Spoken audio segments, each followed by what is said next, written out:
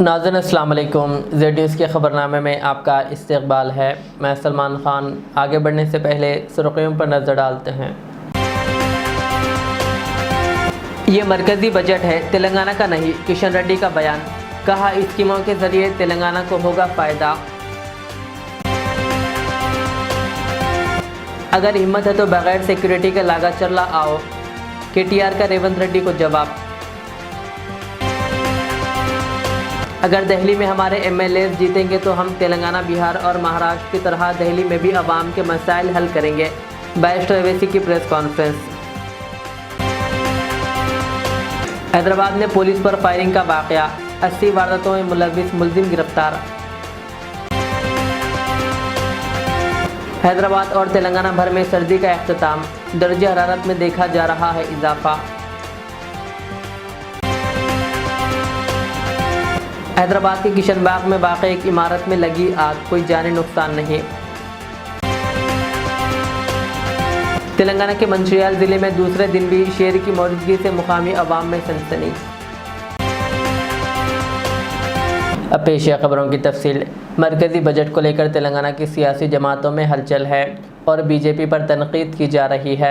इस सिलसिले में मरकज़ी बजट पर तेलंगाना की सियासी जमातों की तनकीद का जवाब देते हुए मरकज़ी वज़ीर किशन रेड्डी ने कहा कि ये रियासती बजट नहीं बल्कि कौमी बजट है। उन्होंने वज़ीर ख़जाना निर्मला सीतारमण के पेश करदा बजट को गरीबों के ख्वाबों का बजट करार दिया और इसके फ़वाइद बयान किए।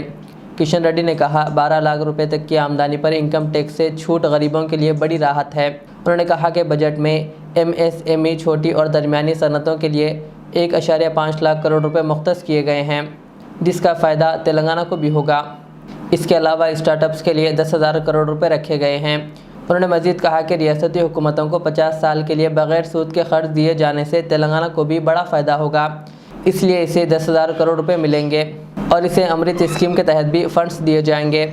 दूसरी जानिब कांग्रेस व BRS ने 2025 के मरकज़ी बजट को तेलंगाना के लिए मायूसकुन करार दिया। उन्होंने कहा कि बजट में रियासत को नज़रअंदाज कर दिया गया है और तेलंगाना को कोई ख़ास फ़ायदा नहीं दिया गया।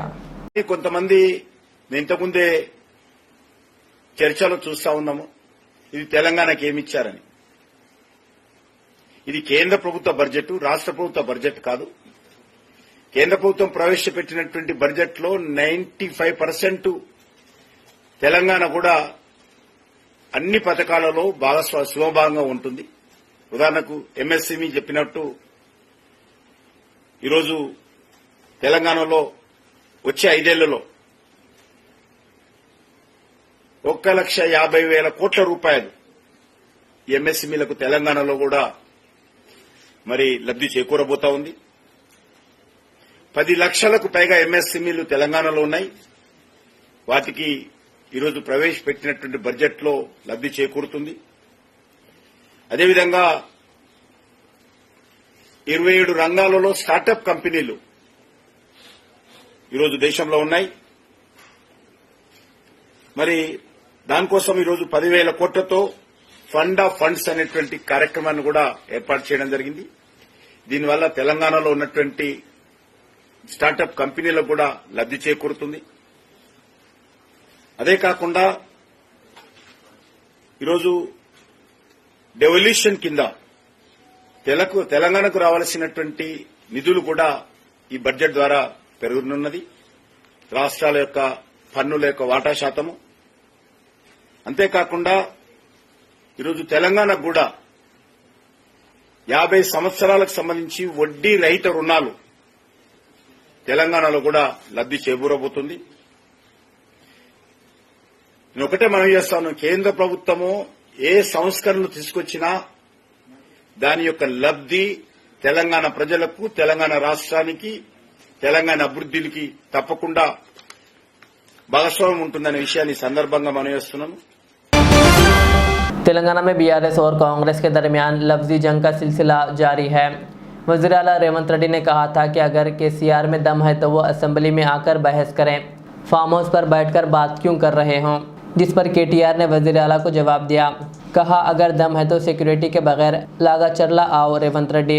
उन्होंने कहा, तुम आए या ना आए पता नहीं, मगर मैं तो कोड़ंगल आऊंगा, दम है तो रोक कर दिखाओ।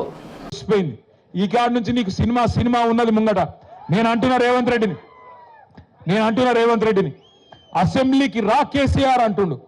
అరే నేను రేవంత్ రెడ్డిని అడుగుతున్నా, అసెంబ్లీకి రా కాదు, నీకు దమ్ముంటే రేవంత్ రెడ్డి నువ్వు లగచర్లకు రా, నీ సంగతి ఎందుకు కొడంగల్ చెప్తారు. నువ్వు దమ్ముంటే నువ్వు రా లగచర్లకు, సెక్యూరిటీ లేకుండా రారాబోయే నేను కూడా చూస్తా. ఎక్క అంటుంది పక్కకెళ్ళి, నువ్వు వస్తావా రావో నాకు తెలియదు కానీ నేను మాత్రం పక్కా కొడంగల్కి వస్తా, తొందరలోనే వస్తా, నీకు దమ్ముంటే ఆపకు మళ్ళీ ఇట్లా. हैदराबाद समेत तेलंगाना भर में सर्दियों का अख्ताम हो रहा है और गर्मी में नुमाया इजाफा देखा जा रहा है। दिन के वक्त दर्जे हरारत 34 से 37 डिग्री तक पहुंच चुका है, जबकि रात के वक्त भी दर्जे हरारत बढ़ रहा है। महकमा मौसमियात के मुताबिक आइंदा 2 दिनों में गर्मी मज़ीद बढ़ने और सुबह के वक्त कुछ इलाकों में हल्की धुंध छाए रहने का इम्कान है। मौसमियाती मरकज़ के बालाजी ने भी सर्दियों के खात्मे की तस्दीक करते हुए कहा कि अलविदा सर्दी, अब हम मौसम बहार में दाखिल हो रहे हैं। उन्होंने बताया कि 1 फरवरी से 12 फरवरी के दौरान मौसम खुश्क रहेगा, दिन के वक्त गर्मी बढ़ेगी जबकि रातें खुशगवार रहेंगी। सदर मजलिस व रुकन पार्लियामेंट हैदराबाद बैरिस्टर असदुद्दीन अवैसी ने ओखला और मुस्तफ़ाबाद हलक़े से मजलिस के उम्मीदवारों को कामयाब बनाने की दिल्ली की आवाम से अपील की है। प्रेस कॉन्फ्रेंस से खिताब करते हुए बैरिस्टर अवैसी ने कहा, ओखला हलक़े में हुक्मरान पार्टी का MLA है लेकिन पानी दस्तियाब नहीं, इनका CM है लेकिन कचरा साफ़ नहीं होता। उन्होंने मज़ीद कहा कि तेलंगाना, महाराष्ट्र और बिहार में मजलिस के MLAs हैं और यहाँ हम आवाम के मसाइल हल करवाते हैं। इंशाअल्लाह दिल्ली में भी यही मॉडल अपनाया जाएगा। उन्होंने कहा कि शिफाउर रहमान ओखला और ताहिर हुसैन की मुस्तफ़ाबाद से कामयाबी के बाद तरक्याती काम कराना हमारा फ़र्ज़ है। उन्होंने दिल्ली के आवाम से इन 2 हलकों में मजलिस को कामयाब करने की अपील की। हाँ, चुनाव से पहले आप कहते हैं फ़िरका परस्त ताकतों को रोकना है, कांग्रेस के खिलाफ बोलते हैं, तेजस्वी तमाम लोगों के खिलाफ आप बोलते हैं, फिर उसके बाद देखा जाता है कि ठीक है आपके साथ वो गठबंधन भी नहीं करते, लेकिन फिर देखा जाता है आप उनके साथ ही मंच साझा करते हैं, समर्थन देते हैं और एक दूसरे की तारीफ भी करते हैं। तो फिर ये दोहरा रवैया नहीं है? चुनाव से पहले कहे फ़िरका परस्त ताकतों के साथ दोहरा रवैया नहीं है। अगर मेरे कॉन्स्टिट्यूंसी में 290 करोड़ की सीवरेज लाइन पड़ रही है अकबर के पास, तो मेरा राइट है ना गवर्नमेंट से काम करवाना। मैं ना काम मत कराऊं। अब मिसाल के तौर पे मालेगांव में पावरलूम इंडस्ट्री है, मालेगांव में वो पावरलूम इंडस्ट्री के लोगों को मैंने वादा किया था कि तुमको ले जाकर मिनिस्टर के सामने बिठाऊंगा। उन तमाम को मुफ्ती इस्माइल साहब के साथ बुलाकर, उनके मिनिस्टर है गिरिराज, उनसे टाइम लिया। उनका पीए बोला आप आना चाह रहे? मिला हाँ, किस लिए आना चाह रहे? मिला पावरलूम के बारे में। गिरिराज सिंह के साथ जाकर बैठ के बात किए मालेगांव के पावरलूम इंडस्ट्रीज के बारे में। आप बिलीव नहीं करेंगे, 2 घंटे हम लोग बात किए। अब हमारे जो दूसरे अल्ट्रा सेक्युलर लोग हैं, देखिए ओवैसी गिरिराज के साथ बैठ गया। अरे नहीं बैठूं तो क्या करूं मैं? पावरलूम का मसला है ना, और सिंगल पावरलूम तो वहां पे 3 लोग 4 लोग काम करते हैं। इतनी डिटेल बातचीत हुई, अब उसका नतीजा निकलेगा नहीं निकलेगा अलग बात है, बट मुझे बात तो करना है ना भाई, लोगों से काम तो करवाना है ना। अब 290 करोड़ की सीवरेज लाइन सैंक्शन हुई, एक 900 करोड़ का फ्लाईओवर का काम रुक गया था। उस CM को जाके बोला मैं, सर दीजिए हमको 300 करोड़ दिए। फिर रोड वाइडनिंग का काम मेरे पास कॉन्स्टिट्यूंसी में रुका हुआ था मेरे, उनसे 500 करोड़ रुपए लेके रोड वाइडनिंग का काम शुरू करवाया। एक बात याद रखिए, ये क्यों हो रहा है? अब इसका जक्सटोपोज करिए आप, एक MLA है, उसका मुख्यमंत्री है, तब भी ओखला में पीने का पानी नहीं है।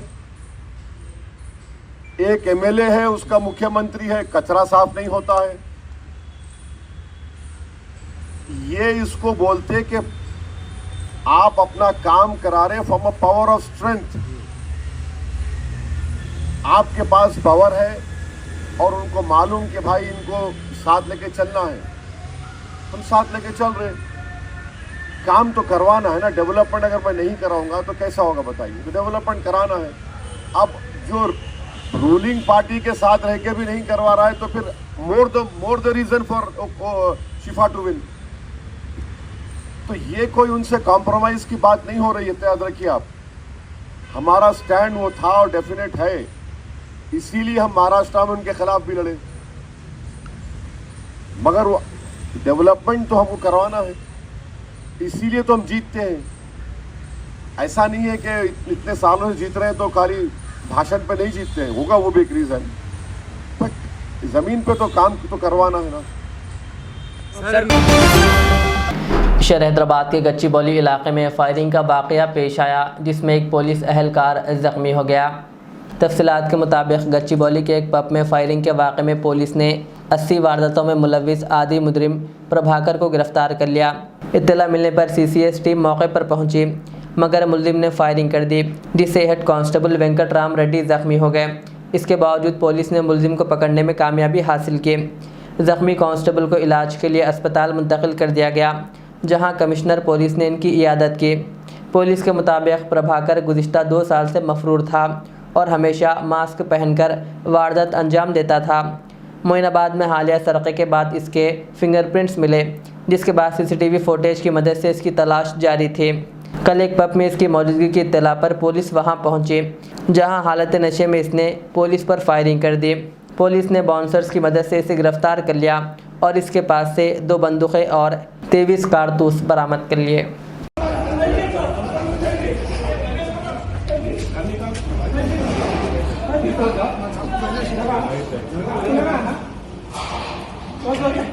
फर्स्ट एड मंगाओ ना, उनको लगा दो। फर्स्ट एड मंगाओ, पहले पानी दो, फर्स्ट एड मंगाओ।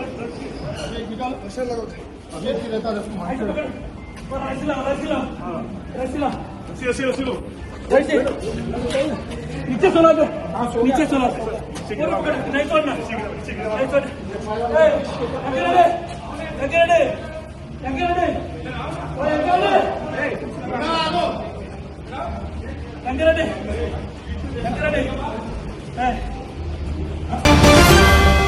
शहर हैदराबाद के किशनबाग इलाके में कल रात एक इमारत में आग लगने का वाक़या पेश आया। इत्तला मिलते ही पुलिस और फायर ब्रिगेड व किशनबाग कॉरपोरेटर और मजलिस रुकन असम्बली मोहम्मद मुबीन ने मौके पर पहुंचकर बचाव का काम शुरू किया। पुलिस और मुकामी अफराद ने इमारत में मौजूद अफराद को बाहिफाजत बाहर निकाला। फायर ब्रिगेड के अमले ने आग पर काबू पा लिया। आग पहले सेलर में लगे और देखते ही देखते पूरी इमारत तक फैल गई। इस वाक़े में कोई जानी नुकसान नहीं हुआ। बताया जा रहा है कि आग शॉर्ट सर्किट के बायस लगी।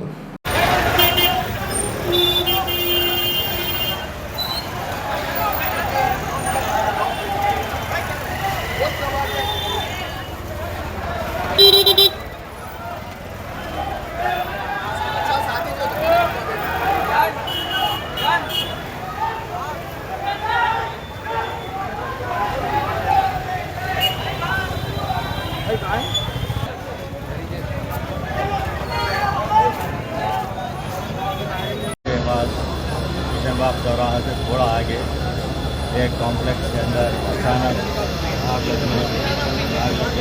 इसकी इत्तला मिलते ही हमारे मुतालिका कॉरपोरेटर जनाब हुसैनी पाशा साहब स्पॉट पर पहुँचे और इमीडिएट फायर की सर्विस को फ़ोन किया गया और फायर ब्रिगेड के गाड़ियों को यहाँ पर तलब किया गया और मैं भी यहाँ पर ठीक 1 बजे यहाँ पर आया। सदर मोहतरम को जैसे इत्तला मिली सदर साहब ने टेलीफोन कर कहा कि फौरी आप वहाँ पर जाइए, तो हमने यहाँ पर आकर फायर सर्विस के ऑफिसर से बातचीत की गई और इमीडिएट गाड़ियों को बुलाकर राजेंद्र नगर और बारादरी मुगलपुरा फायर सर्विसेज से गाड़ियों को बुलाया गया है और यहाँ पर आग बुझाने का काम अभी चल रहा है। तकरीबन 1:15 बजे से लेकर अब रात के तकरीबन 2-2:30 बज रहे हैं और भी तकरीबन जगह के ऊपर जिला के अंदर आग अभी बुझा रहे हैं और 4 फ्लोर के अंदर आग लगी थी,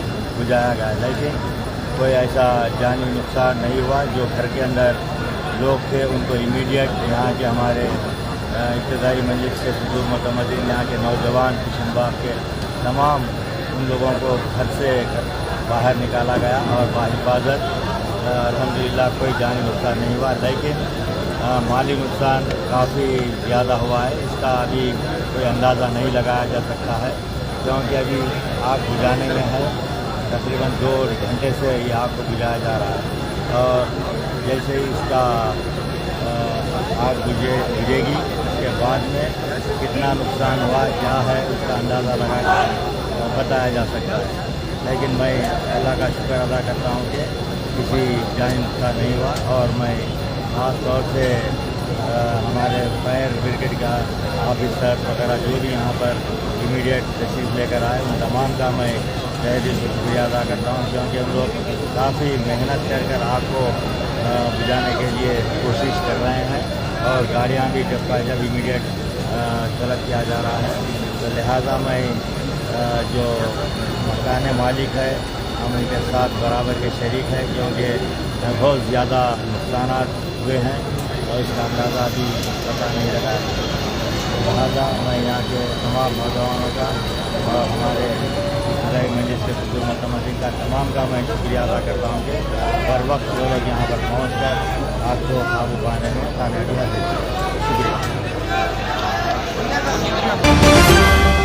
वक्फ तरमीम बिल 2024 के खिलाफ मीडिया प्लेस ऑडिटोरियम वाक़ गन फाउंड्री हैदराबाद में कल कुल जमाती इजलास मुनक़िद हुआ, जिसमें फ़ैसला किया गया है कि 9 फरवरी 2025 को धरना चौक इंदिरा पार्क पर एहतजाज किया जाएगा ताकि हुकूमत पर दबाव डाला जा सके कि वो इस बिल को पार्लियामेंट में पेश ना करें और फौरी वापस लें। बाज़ इस सिलसिले में मौलाना खैरुद्दीन सूफ़ी ने मीडिया को तफसीलात बताते हुए कहा कि ये बिल वक्फ इमलाक के तहफ़्फ़ुज़ के लिए ख़तरा है और मिल्लत इस्लामिया इसके ख़िलाफ़ हर मुमकिन एहतजाज करेगी। इजलास में खलीक़ुर रहमान, इनायत अली बाखरी और दीगर क़ायदीन ने भी शिरकत की। मोअज़्ज़िज़ नाज़रीन किराम, आज 21 फरवरी मीडिया प्लस में वक्फ अमेंडमेंट बिल के ताल्लुक़ से एक कुल जमाती मशावरती इजलास मुनक़िद हुआ और जैसा कि आप देख रहे हैं स्टेज पे तकरीबन जमातों के ख़दावर क़ायदीन बशमूल कांग्रेस, TRS, MPJ अजीज़ भाई है, ये TRS के हमारे इनायत अली बाखरी साहब है और इनाम पार्टी के हमारे ज़ुबैर भाई है और भीम कमाल अत्थर साहब भी यहाँ पर मौजूद है और भीम आर्मी के हमारे रफ़ीक अहमद साहब है और हमारे रंजीत साहब की पार्टी का क्या नाम, मधु इंडिया प्रजा बंधु पार्टी के भी मधु साहब यहाँ पर, यानी तकरीबन बातों का एक गहवारा बना और इसी बात पर बना कि आज जो हमारे भारत में बीजेपी सरकार, मरकज़ी सरकार वक्फ अमेंडमेंट बिल को पास करने के बिल्कुल करीब है और हो सकता है वो पास कर भी लेगी। लेकिन अब इसका मतलब ये नहीं है कि वो पास कर लिए अब हम क्या कर सकते। तो ये जो है ना हमारी कमज़ोरी को ज़ाहिर करता है। बिल पास होने के बाद में उसको लागू भी करना एक मरहला है और लागू करने से पहले अगर हम अवामी तौर पर हुकूमत पर दबाव ना डालें तो वो आसानी से लागू भी हो सकता है। तो यहाँ पर एक ऑप्शन ये भी है कि सुप्रीम कोर्ट में उसको चैलेंज किया जाए, उसकी भी तैयारी चल रही है। और इसके अलावा अवामी शऊर बेदारी और हुकूमत को भी ये बताना है कि मुसलमान इस बिल के लागू होने से मुसलमानों में कितना गम व गुस्सा है, क्योंकि यहाँ खुली तौर पर मुसलमानों की जायदाद को हड़प लिया जा रहा है। और इसके लिए हमारे सामने बहुत अच्छी मिसालें हैं। आप किसान आंदोलन को ले लीजिए, आप सिख आंदोलन को ले लीजिए। आप जब ये लोग जो ना आंदोलन किए हैं तो वो बिल को वापस लेना पड़ा, उसको लागू गो के पार्लियामेंट में पास हो भी गया था लेकिन उसको बाजुक रख दिया गया है। तो ये भी हो सकता है अगरचे कि हम अपने शऊर बेदारी का इजहार करें और हम जो है ना हुकूमत पर दबाव डालें। तो अल्हम्दुलिल्लाह आज भारत में मैं समझता हूँ तेलंगाना के इस हैदराबाद में इस ताल्लुक़ से अब हम एक ठोस कदम उठाने के लिए हमारे पास यहाँ पर तय हुआ है कि 9 फरवरी को इंदिरा पार्क पर सुबह से लेके शाम तक इसमें धरना रहेगा। और ये भी हो सकता है कि वो हम उसको दूसरे दिन भी बरकरार रखें, तीसरे दिन भी बरकरार रखें, ये भी हो सकता है, क्योंकि अब हमको मकसद के हुसूल तक इस जद्दोजहद को जारी रखना है। 2-4 घंटे बैठ के जो ना उठने से वो लोग ये बोलते कि भाई ये लोग थोड़ी देर बैठते पुकार लेते उसके बाद खामोश बैठ जाते। तो ये सोच भी बदलने की ज़रूरत है। अब हमको इस्तक़लाल के साथ, अज़्म के साथ और मुस्तहकम इरादे के साथ हमको इसका मुकाबला करना है। तो मैं आज ये ऐलान कर रहा हूँ कि 9 फरवरी इतवार के दिन इंदिरा पार्क पर इंशाअल्लाह ताला बहुत बड़े पैमाने पर स्टेट लेवल पर तमाम अजला से भी अल्हम्दुलिल्लाह लोग आएंगे, हम उनको मदू करेंगे और अल्हम्दुलिल्लाह हमारे तमाम जमातों की शाखें स्टेटों में भी मौजूद है। ऐसा नहीं है, हर स्टेट में हमारे तमाम जमातों की शाखें हैं और वहाँ से भी लोग आएंगे और बहुत बड़े पैमाने पर हम ये जो ना धरना मुनज़्ज़म करेंगे। मैं इस प्रेस मीट के ज़रिए से तमाम मुसलमानों को, मेरी अपील मुसलमानों से है कि किसी फ़िरक़े से, किसी मसलक से, किसी तबक़े से, किसी जमात से नहीं है। बिला तफरीक़ जमात और बिला तफरीक़ मसलकी वाबस्तगी के कलमे की बुनियाद पर हमको अपनी ताकत का मुजाहरा करना है। 9 तारीख़ को ज़्यादा से ज़्यादा तादाद में शरीक हो और ख़ास तौर पर जैसा कि अभी डिस्कस किया गया है कि हर आंदोलन की कामयाबी के पीछे हमारे ख़वातीन का, हमारी बच्चियों का, हमारी बहनों का बहुत बड़ा अमल दखल रहा है। तो इंशाअल्लाह ताला ये 9 तारीख़ को भी हमारे शहर हैदराबाद बल्कि तेलंगाना से कसीर तादाद ख़वातीन भी जो है ना इसमें शरीक रहेंगे और हम ये एहतजाज उस वक्त तक जारी रखेंगे जब तक कि किसी नतीजे पर ना पहुँचे। और हम ये भी जो ना तय किए हैं कि अनक़रीब हम चंद्रबाबू नायडू से भी हम जाकर मुलाकात करेंगे और उन पर दबाव डालेंगे कि वो हुकूमत के इस फैसले के ख़िलाफ़ आप जो ना कदम उठाएँ और उसको तायद जो ना वापस लें। ये आज का हमारे मशवरे में तय हुआ। छत्तीसगढ़ के बीजापुर ज़िले में पुलिस और माओनवाज़ों के दरमियान फायरिंग के तबादले में 8 माओनवाज मारे गए। गंगालूर जंगल में इनकी मौजूदगी की खुफिया इत्तला पर DRG, CRPF और दीगर फोर्सेस ने ऑपरेशन शुरू किया, जिस पर नक्सलाइट्स ने फायरिंग कर दी, जबकि सिक्योरिटी फोर्सेस ने जवाबी कार्रवाई में 11 नक्सलाइट्स को मार गिराया। यह मुकाबला सुबह 8:30 बजे शुरू हुआ और अभी भी जारी है। सिक्योरिटी फोर्सेस जंगल में मज़ीद माओनवाज़ों की तलाश में मसरूफ़ है। हुक्काम के मुताबिक मौके से हथियार भी बरामद कर लिए गए हैं। देखिए, गंगलूर थाना अंतर्गत तोड़का कोरचरी के जो जंगल है उसमें एक मुठभेड़ हुई। कल शाम को ही हमारी टीम में रवाना हुई थी। उसके बाद आज सुबह 8:30 बजे से लेकर लगातार मुठभेड़ जारी रहा, जो कि दोपहर तक चलता रहा। और उसके बाद सर्चिंग के दौरान अभी तक 8 माओवादियों के शव हमें बरामद हुए हैं। साथ में ऑटोमेटिक हथियार जैसे इंसास और BGL लॉन्चर के अलावा और कई सारे हथियार हमें बरामद हुए हैं। सर, कौन सा कैडर वहाँ पे रहा होगा सर? कितने बड़े नक्सली वहाँ पे रहे होंगे? देखिए, जो तोड़का कोरचरी की बात करें तो वेस्ट बस्तर डिवीज़न जो है वो वहाँ उपस्थित रहता है, जिसमें गंगलूर एरिया कमेटी का क्षेत्र है। साथ में कंपनी नंबर 2 और प्लाटून नंबर 13, 12, 13 वहाँ मौजूद रहते हैं जनरली। तो उनके साथ ही मुठभेड़ हुआ है। सर, क्या कुछ और नक्सली वहाँ पे मारे गए होंगे? हाँ, इसकी प्रबल संभावना है कि कई नक्सली मारे गए हैं और घायल भी हुए हैं। शहर हैदराबाद के बल्लागुड़ा हाशिमाबाद रोड पर GHMC की जानिब से इन्हदामी कार्रवाई अंजाम दी गई। फुटपाथ पर कायम सड़क के किनारे बनाए गए दुकानों के शेड्स को JCB की मदद से मुनहदिम कर दिया गया। इसी तरह सड़क के किनारे बनाए गए पान डब्बों को भी मुनहदिम कर दिया गया। पुलिस की निगरानी में बल्दिया की जानिब से ये कार्रवाई अंजाम दी गई। राहगीरों को दरपेश मुश्किलात के पेश नज़र ये कार्रवाई की गई, जबकि बल्दिया ने दोबारा सड़क पर डब्बे लगाने पर भारी जुर्माने का इंतबाह किया।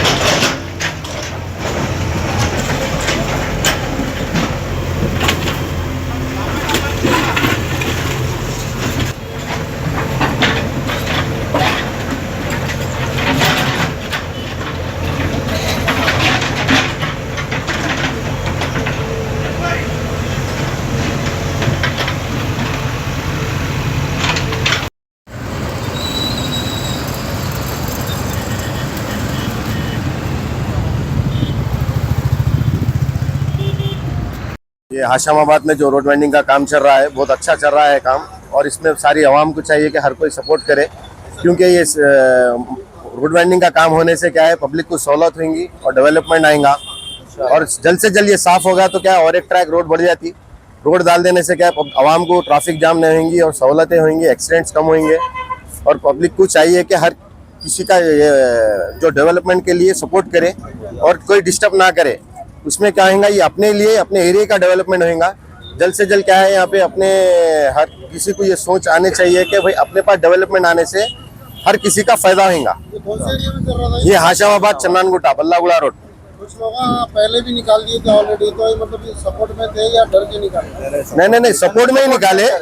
हर कोई सपोर्ट में निकाले। यही चाह रहे थे कि हर कोई के भाई हम खुद आगे बढ़ के ये सपोर्ट करें गवर्नमेंट का कि ये जितना भी मास्टर प्लान होगा हम खुद सपोर्ट करेंगे, बल्कि सपोर्ट करे। सही है। कुछ लोगों में नाराजगी थी कि उनके सेलार में जहाँ नीचे जाने का रास्ता सीढ़ियाँ तोड़े गए, तो उसमें नाराजगी भी थी। नहीं, सेलार में जाने का जो रास्ता टूटिंग अगर ज्यादा है, एरिया ज्यादा कवर हो रहा तो उस वजह से तोड़े।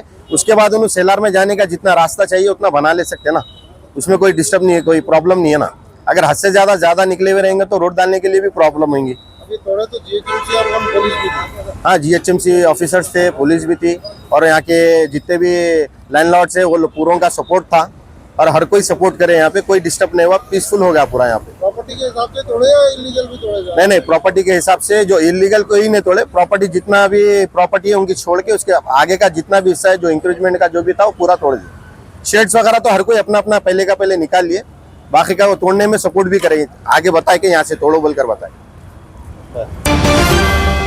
आंध्र प्रदेश के प्रकाशम जिले में लिफ्ट में गुंजाइश से ज़ायद अफराद बैठने पर लिफ्ट अचानक रुक गई, जिससे मुसाफिर तकरीबन 3 घंटे तक फंसे रहे। ये वाक़या मरकापुरम पुलिस स्टेशन के करीब रेलवे स्टेशन में पेश आया, जहां मुख्तलिफ इलाक़ों से आने वाले मुसाफिर प्लेटफॉर्म तब्दील करने लिफ्ट में सवार हुए। ज़्यादा वज़न के बायस लिफ्ट दरमियान में रुक गई और मुसाफिरीन परेशान हो गए। इनकी चीखों पुकार पर रेलवे पुलिस मौके पर पहुंची, मगर टेक्नीशियन की अदम दस्तियाबी के बायस इन्हें बाहर निकालने में काफ़ी मशक्क़त हुई। इस वाक़े पर मुसाफिरों ने रेलवे हुक्काम की लापरवाही पर सख्त बरहमी का इजहार किया।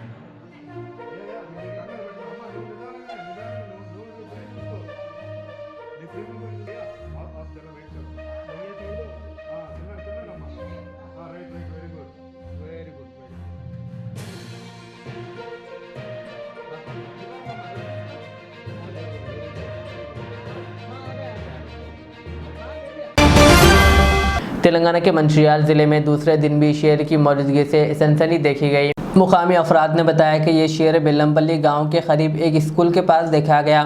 इस बात की इत्तला महकमा जंगलात के हुक्काम को दी गई, जिन्होंने मुकामी अफराद को मशवरा दिया कि वो चौकस रहें। उन्होंने मज़ीद कहा कि शेर की नकल व हरकत पर नज़र रखी जा रही है। इसके अलावा जारी नुकसान को रोकने के लिए इक़दाम किए जा रहे हैं। बताया जा रहा है कि आसिफाबाद ज़िले के तरियानी मंडल का ये शेर दिसंबर के तीसरे हफ्ते में इलाके की तलाश में यहाँ आ गया।